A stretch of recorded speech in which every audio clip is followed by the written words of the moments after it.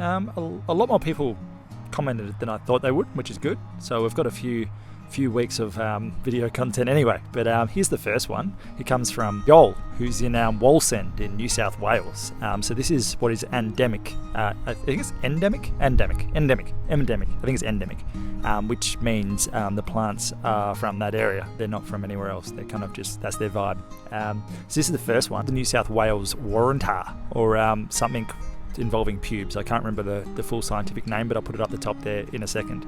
It should be there now. Yep, there it is. One's up the top here now, and it does this giant red, insanely cool flower, if I got the right one, which chances are I didn't. So maybe you'll get that, maybe you'll get something else, but it's local, so if you buy it, it's good. It grows to 3 meters, mind you, so that's probably about that size.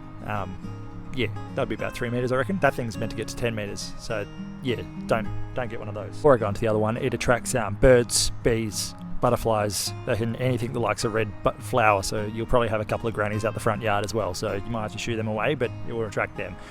It's quite like my one out the front, which is a coastal wattle, but it's a New South Wales version, which will attract pretty much the same thing. So you've got birds, bees, all the fucking things that like flowers, but that one only grows to about 2 to 5 meters. But with wattle, because they're a native, I just trim mine all the time, and it just stays whatever height you want it. But just know you'll need to trim it if you don't want it at 5 meters.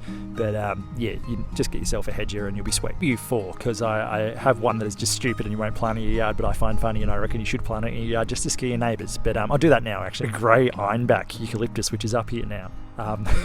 It grows to 35 meters, so if you're wanting a climbing tree that you can spot fires and shit, it's the one for you. But basically it also does attract native wildlife, so it does the same thing, birds, bees, all those things, when it does its nice flowers. But they're 35 meters up tall, so you're not going to fucking see them anyway. So probably don't plant this one in your little yard unless you live on a farm, in which case do fucking get it in there, because it's it will look sick. The last one is only a little tiny one. He only grows to about 0.5 to 1.5 meters tall, so only a little shrub, and due to its tubular flowers, it attracts native bees and butterflies. So yeah, I'll chuck a picture up the top there as well. I keep looking up like I'm a magician, but really I'm just editing this later. But yeah, that's 4 for you.